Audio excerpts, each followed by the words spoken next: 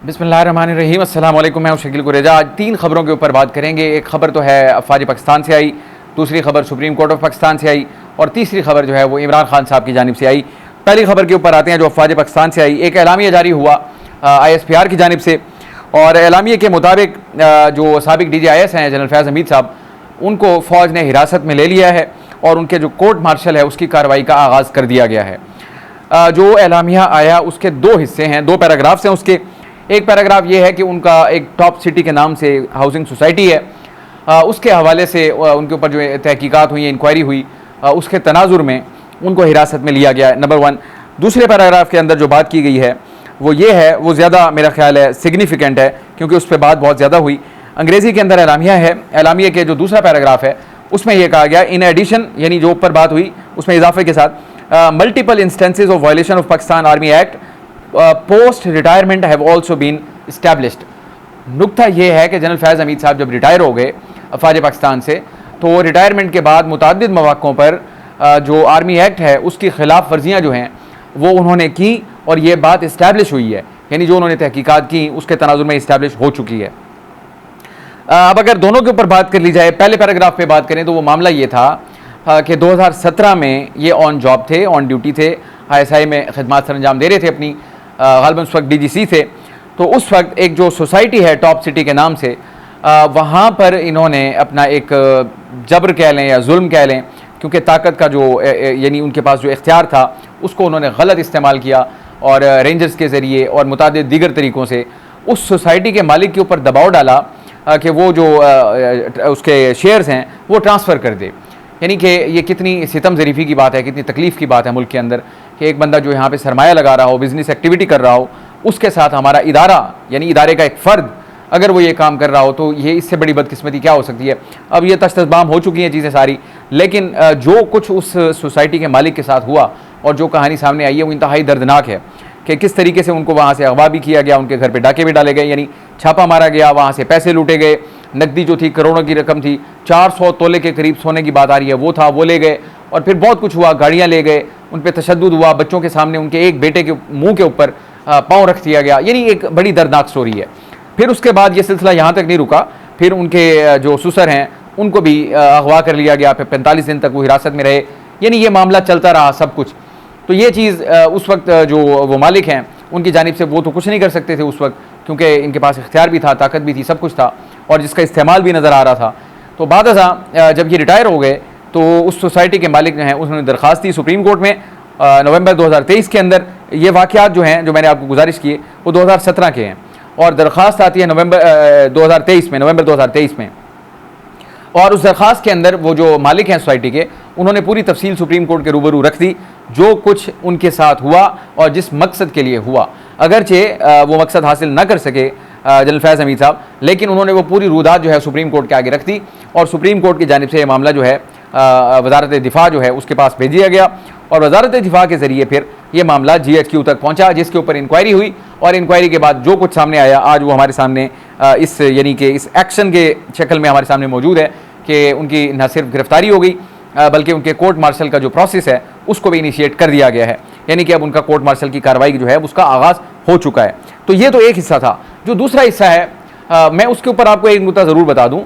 आज पाकिस्तान के अंदर जो भी शख्स थोड़ी सी भी पॉलिटिक्स की समझ बूझ रखता है या उसमें दिलचस्पी रखता है, अगर आप उसके सामने फैज़ हमीद का नाम लें तो वो आपको बहुत कुछ बता देगा, जबकि आईने पाकिस्तान ऑब्वियसली ये जो मामलात हैं पॉलिटिकल उनकी कतई तौर पे इजाज़त नहीं देता।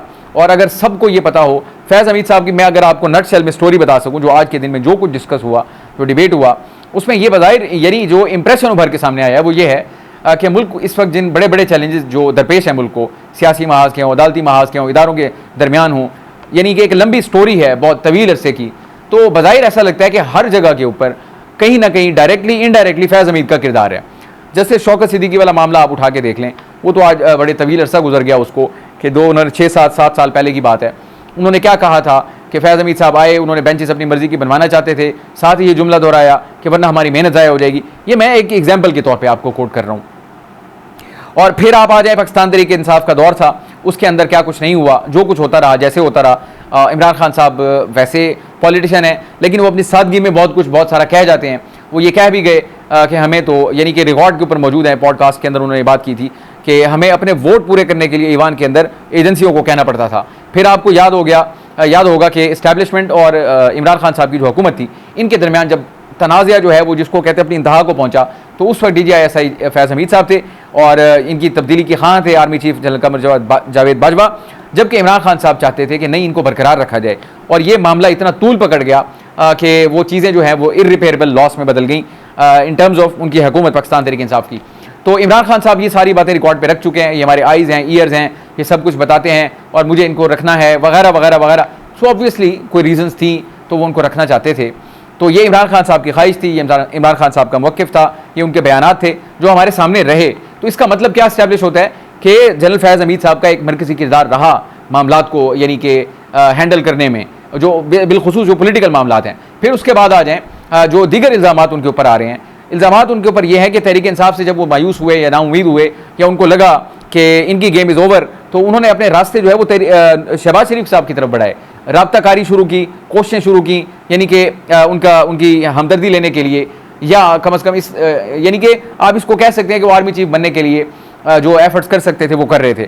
फिर ये भी खबरें हैं कि नवाज शरीफ साहब के साथ भी उन्होंने रवाबित बढ़ाए। रवाबित से मुराद बजरिया, उनकी भी कोशिश थी, ख्वाहिश थी कि वो यानी कि दस्ते शफ़क़त रखें मेरे सर के ऊपर। और इसके ऊपर ख्वाजा आसिफ जो है आज बड़ी तफसील से उन्होंने बात की। उनका ये मौक़िफ़ है कि वो बयान नहीं कर सकते कि इस शख्स ने, ये उनके मैं अल्फाज बता रहा हूँ, कि किस किस किस्म की किस किस नौइयत की कस्में खाई और क्या कुछ कहा, यानी कि वो बयान नहीं कर सकते। सिर्फ ये ख्वाहिश थी कि आर्मी चीफ उनको तैनात कर दिया जाए। ये जब जनरल आसिम मुनीर का मामला था उस वक्त की बात ये हो रही है कि इनकी ख्वाहिश थी कि आर्मी चीफ इन्हीं को लगाया जाए। और ये भी बात हो रही है, गो कि इमरान खान साहब इसको डिनाई करते हैं कि इमरान खान साहब जो है वो इनको आर्मी चीफ बनाना चाहते थे और शायद इनकी पूरी एफर्ट्स, कोशिश, ये सब कुछ इसलिए था। बल्कि उस दौर में ये आपको याद होगा, ये भी खबरें आई थी कि जनरल कमर जावेद बाजवा से मंसूब कि अगर आप इनको आर्मी चीफ बनाने के ख्वाह हैं तो फिर ये एक तकाजा है कि इनको कोर हेड करनी पड़ेगी। ये अगर यहाँ से जाके कोर कमांडर बनेंगे, कोर को हेड करेंगे, तो फिर ये क्वालिफाई करेंगे आर्मी चीफ बनने के लिए। सो ये उस वक्त की बात है, ये भी अपनी जगह मौजूद है। सो इतनी सारी चीज़ें हैं। आज जो ख्वाजा आसिफ साहब ने बातें की वो बड़ी होशरुबा हैं। बहुत कुछ उन्होंने कहा। इससे पहले कुछ, यानी मेरा ख्याल है कुछ 1-2 हफ्तों पहले की बात है कि उन्होंने ये बताया था कि 2019 के अंदर ही इनकी जो मुलाकात हुई थी ख्वाजा आसिफ की उनके साथ, उन्होंने कहा जी जून में आप पंजाब हुकूमत ले लें, जून के अंदर, और फिर दिसंबर तक आप जो है वो हम इनसे जान छुड़ाना चाहते हैं, we have had enough of them. यानी कि इमरान खान साहब की हुकूमत के हवाले से फैज़ हमीद साहब का ये मौक़िफ़ था बकौल ख्वाजा आसिफ साहब, जो कि आज उन्होंने कहा कि मैं ऑन ओथ ये बात करने के लिए तैयार हूँ, गवाह भी मौजूद है इस बात का। तो ये उनका वो अपने यानी नुक्ते के ऊपर कायम है। तो ये अब अनप्रेसिडेंटेड चीज़ क्या है इसमें? अनप्रेसिडेंटेड ये है, ये जो मामलात हैं ये तारीख में माजी में होते रहे पाकिस्तान के अंदर। 1990 का इलेक्शन जो है उसकी सबसे बड़ी मिसाल है। सुप्रीम कोर्ट का उसके ऊपर फैसला मौजूद है, सब कुछ होता रहा, लेकिन कभी किसी के खिलाफ कार्रवाई नहीं हुई। कार्रवाई पहली मरतबा हुई और कोर्ट मार्शल का आगाज़ जो है प्रोसीडिंग उसका आगाज़ कर दिया गया, इनिशिएट हो गई है यानी कार्रवाई जो है। तो ये अब इसकी टाइमिंग बड़ी इंपॉर्टेंट है। इस वक्त रोज़ हम आपको बयान करते हैं कि इदारों के दरमियान जो एक स्टैंड ऑफ है वो उसमें कमी तो दरकिनार, उसमें इजाफा जो है वो रोज़ आपको होता हुआ नज़र आ रहा है। तो इसकी सिम्बॉलिक वैल्यू बहुत ज़्यादा है कि अफवाज पाकिस्तान ने अपने अंदर के जो मामलात हैं, यानी कि एक टॉप पोजीशन का बंदा जो लेफ्टिनेंट जनरल रिटायर्ड और साबिक DG/ISI, उनके ऊपर अगर कार्रवाई हो सकती है तो ये आज की जितने भी अफवाज पाकिस्तान है उन सब के लिए इसमें पैगाम पोशीदा है। फिर इदारों के लिए पैगाम पोशीदा है, चाहे वो पार्लिमान हो, वो मेरा ख्याल है अदलिया हो, किसी भी तरह कि वो मतलब उन्होंने अपने अंदर का जो एहतसाब का अमल है उसको इस लेवल पे ले गए हैं कि वो अपनी पीक की टॉप की पोजीशन वाले लोगों का भी एहतसाब कर रहे हैं। तो फिर दूसरे जो हैं उनके पास कोई एक्सक्यूज़ नहीं होगा कि वहाँ पे एहतसाब का अमल ना हो।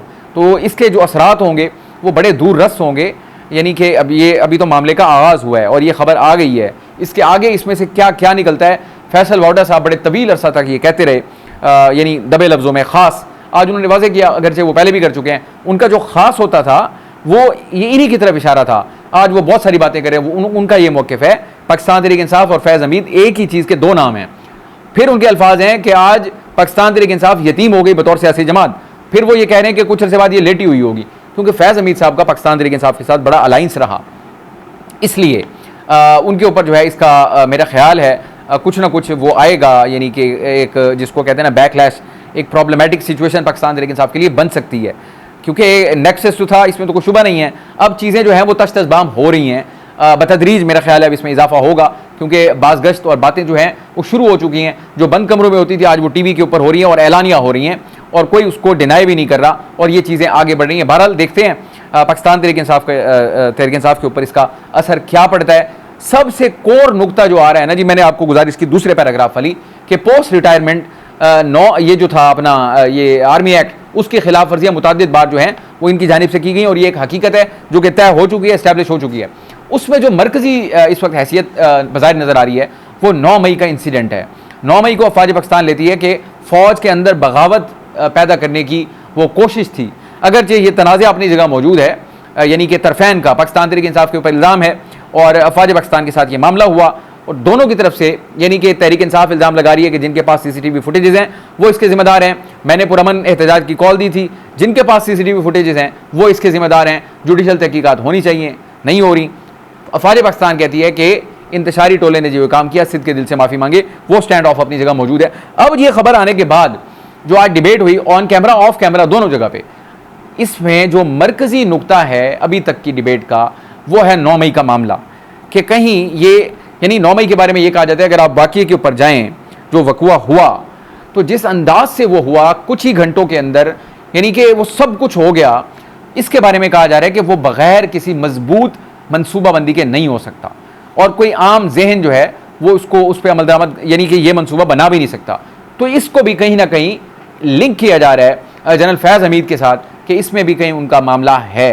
तो ये अगर यहाँ तक अफवाज पाकिस्तान जो है पहुँच चुकी हैं तो ये हो सकता है आने वाले दिनों में इसके ऊपर कुछ मज़ीद चीज़ें जो हैं टेंजिबल या इर्रिफ्यूटेबल वो भी हो सकता है हमारे सामने आ जाएँ। बहरहाल ये डंका बज गया है, अब देखते हैं इसके असरात क्या क्या होंगे। मज़ीद जो अभी इर्ताश पैदा हुआ है मुझे नहीं लगता कि ये कम होगा, ये आगे बढ़ेगा, और नताइज इसमें से क्या अखज़ होंगे उसके ऊपर तबसरा करना बड़ा मुश्किल है। लेकिन मुझे ये लगता है कि अफवाज पाकिस्तान की तरफ से, इस्टेब्लिशमेंट की तरफ से आज एक वाज़ेह पैगाम आ गया है कि पीछे हटने का तो सवाल ही पैदा नहीं होता, और जहाँ तक जाना पड़ा वो जाएंगे, और उसका जो अमली मुज़ाहरा है वो आज आपको इस प्रेस रिलीज़ के अंदर नज़र आया है। ये मेरी अंडरस्टैंडिंग है, इससे देखते हैं आगे सूरत हाल क्या डेवलप होती है। इमरान खान साहब ने आज सहाफ़ियों से गुफ्तगू की, वो भी बड़ी इंपॉर्टेंट है, वो भी अपनी ऑब्वियसली तैयारी कर रहे हैं बावजूद इसके कि वो जेल में बैठे हैं। मैं एक गुजारिश कर दूं सिर्फ एक, तो इमरान खान साहब ने आज ये कहा एक सवाल के जवाब में कि चीफ जस्टिस और इलेक्शन कमीशन मिले हुए थे। ये 8 फरवरी इलेक्शन के तनाजुर में बात हो रही है, और उन्होंने कहा कि आर्मी चीफ ने इनकी सपोर्ट की थी, लेकिन 8 फरवरी को इनका सारा प्लान नाकाम हो गया। इसमें सारों को रगड़ दिया खान साहब ने। एक कह दिया कि चीफ जस्टिस और इलेक्शन कमीशन ये मिले हुए थे, और सपोर्ट किसने किया इनको? आर्मी चीफ ने, लेकिन 8 फरवरी को कौम ने इनका जो प्लान था उसको नाकाम कर दिया। ये आज की ताज़ा तरीन उनकी इमरान खान साहब की गुफ्तगू है।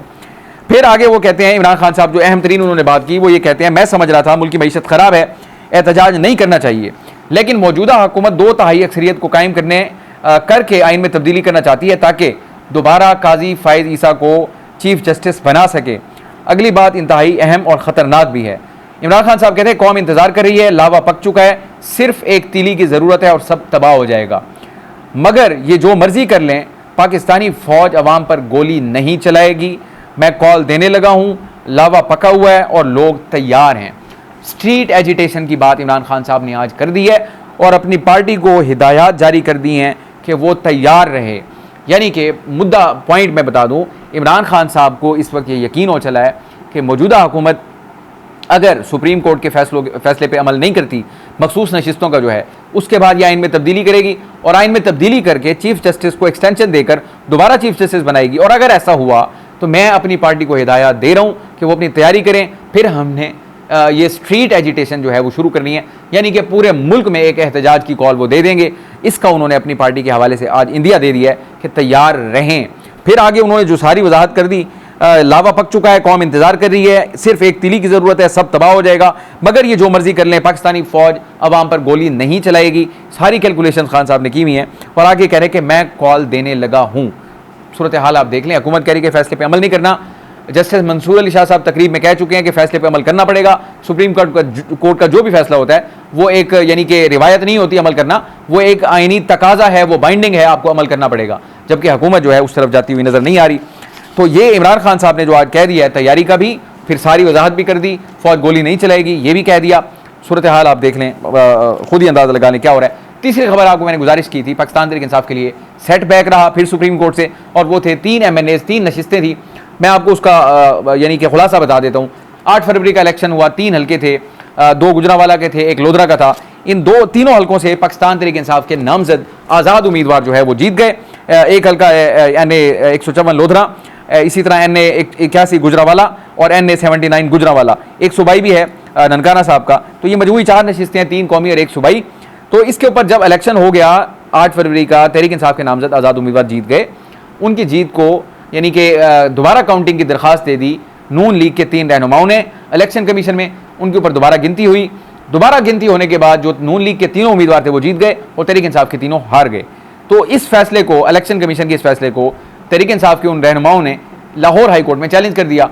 लाहौर हाई कोर्ट ने फैसले को वापस कर दिया, इलेक्शन कमीशन के फैसले को कालअदम करार दे दिया रिकाउंटिंग वाला। इसका मतलब ये हुआ कि फिर तहरीक इंसाफ के उम्मीदवार जीत गए और नून लीग वाले हार गए। अब इस फैसले के बाद, हाई कोर्ट के इस फैसले के बाद, हाई कोर्ट के इस फैसले को फिर नून लीग वालों ने सुप्रीम कोर्ट में चैलेंज कर दिया। 3 रुकनी बेंच था, उसने समाअत की, फैसला महफूज हुआ। आज फैसला सुनाया गया।